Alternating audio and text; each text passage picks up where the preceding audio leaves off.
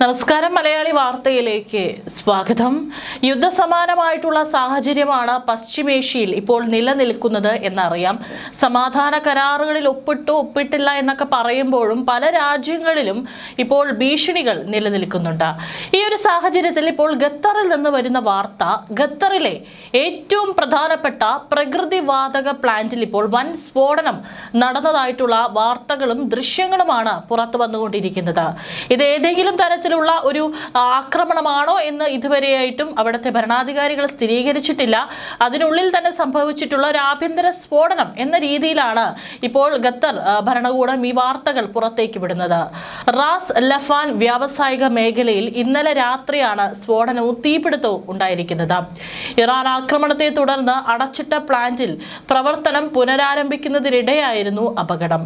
54 പേർക്ക് സ്ഫോടനത്തിൽ പരിക്കേറ്റിട്ടുണ്ട്. 18 പേരെ കാണാതായിട്ടുണ്ട് എന്നാണ് റിപ്പോർട്ടുകൾ. ഈ 18 പേർക്ക് എന്താണ് സംഭവിച്ചത്? അവർ ഇപ്പോഴും ആ തീപിടുത്തം നടന്നിട്ടുള്ള ആ ഒരു മേഖലയിൽ ഉൾപ്പെട്ടിരിക്കുകയാണ്.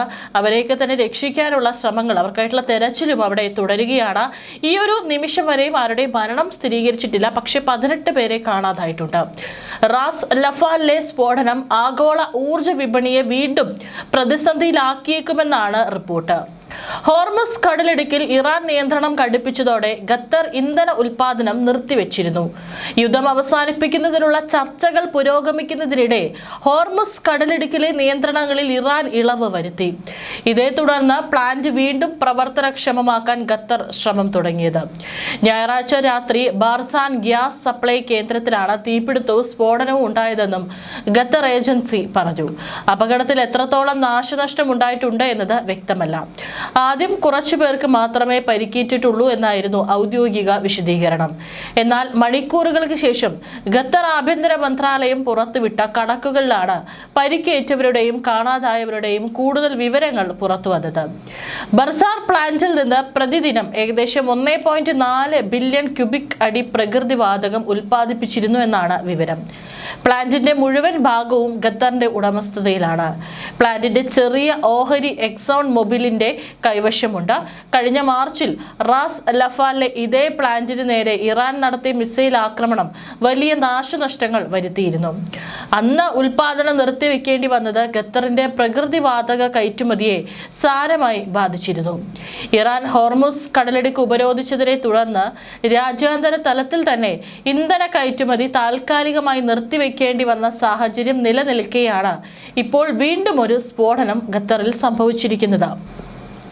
ലോകത്തിലെ ഏറ്റവും വലിയ പ്രകൃതിവാതക ഉൽപാദകരിൽ ഒന്നായ ഖത്തറിലെ ഈ സ്ഫോടനം ആഗോള ഊർജ വിപണിയിൽ വലിയ പ്രതിസന്ധിക്ക് കാരണമാകുമെന്നാണ് സാമ്പത്തിക വിദഗ്ധരുടെ വിലയിരുത്തൽ.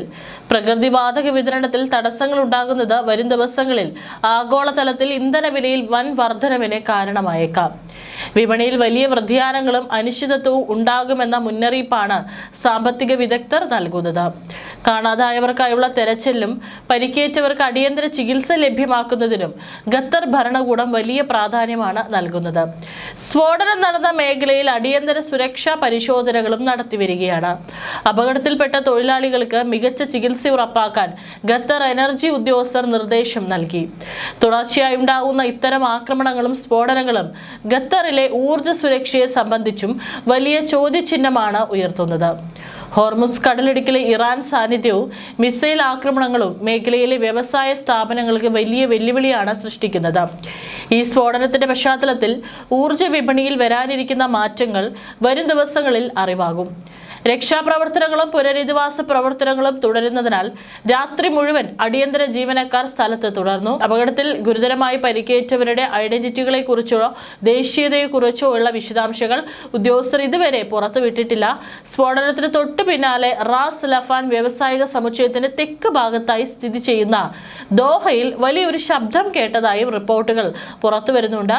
വ്യാവസായിക മേഖലയിൽ നിന്ന് ഒരു വലിയ തീഗോളവും പുകയും ഉയർന്നത് സോഷ്യൽ മീഡിയയിൽ പ്രചരിച്ചു പ്രചരിക്കുന്ന വീഡിയോകളിൽ കാണപ്പെട്ടിരുന്നുവെങ്കിലും ദൃശ്യങ്ങൾ സ്വതന്ത്രമായി പരിശോധിക്കാൻ കഴിഞ്ഞില്ല. റാസ് ലഫാൻ ഇൻഡസ്ട്രിയൽ സിറ്റിയിൽ ഒരു ഫാക്ടറിയിൽ സ്ഫോടനം നടന്നതായിട്ട് ഖത്തർ ആഭ്യന്തര മന്ത്രാലയം നേരത്തെ സ്ഥിരീകരിച്ചിരുന്നു. സിവിൽ ഡിഫൻസ് ടീമുകൾ ഉടൻ തന്നെ സംഭവ സ്ഥലത്തേക്ക് എത്തിയതായും അറിയിച്ചു. പരിക്കുകളോ അപകടകരമായ ചോർച്ചകളോ കണ്ടെത്തിയിട്ടില്ലെന്നാണ് പ്രാഥമിക പ്രസ്താവനകൾ സൂചിപ്പിച്ചിരുന്നു. എന്നാൽ പിന്നീടുള്ള അപ്ഡേറ്റുകൾ മരണസംഖ്യ ഗണ്യമായി ഉയർന്നതായി വെളിപ്പെടുത്തി. സാങ്കേതിക അപകടത്തിന്റെ കാരണം ഇപ്പോഴും അന്വേഷണത്തിലാണ്.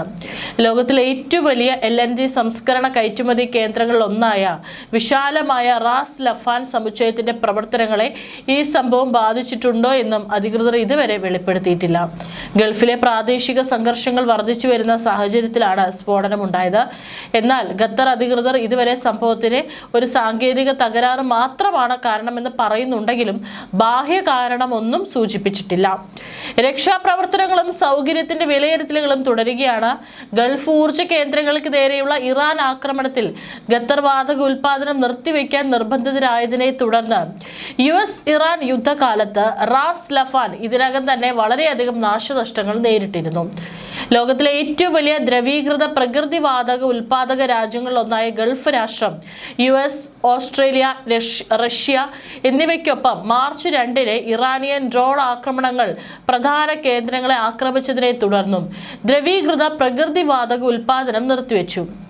മാർച്ച് 18 ആക്രമണങ്ങളിൽ കൂടുതൽ നാശനഷ്ടങ്ങൾ ഉണ്ടായാൽ ദ്രവീകൃത പ്രകൃതിവാതക കയറ്റുമതി ശേഷി 17% കുറയുമെന്നും അറ്റകുറ്റപ്പണികൾക്ക് 3 മുതൽ 5 വർഷം വരെ എടുത്തേക്കാമെന്നും ഖത്തർ ഊർജ്ജ മന്ത്രി സാദ് അൽ കാബി അന്ന് പറഞ്ഞിരുന്നു. ലോകത്തിലെ ഏറ്റവും വലിയ ദ്രവീകൃത പ്രകൃതിവാതക കയറ്റുമതി കേന്ദ്രമായ റാസ് ലഫാനെ വീണ്ടും പ്രവർത്തനക്ഷമമാക്കാൻ ഖത്തർ ഇപ്പോൾ പ്രവർത്തിക്കുന്നു. പെട്ടെന്നുള്ള വീണ്ടെടുക്കൽ ആഗോള ഊർജ്ജ വില കുറയ്ക്കാൻ സഹായിക്കുമെന്നതിനാൽ വിപണികൾ ഈ പ്രക്രിയയെ സൂക്ഷ്മമായി നിരീക്ഷിക്കുന്നു. ഹോർമുസ് കടലിടുക്ക് സുരക്ഷിതമായി വീണ്ടും തുറന്ന് 2 മാസത്തിനുള്ളിൽ റാസ് ലഫാനിൽ 80% ഉൽപാദനവും പുനഃസ്ഥാപിക്കാനാണ് രാജ്യം ലക്ഷ്യമിടുന്നത്.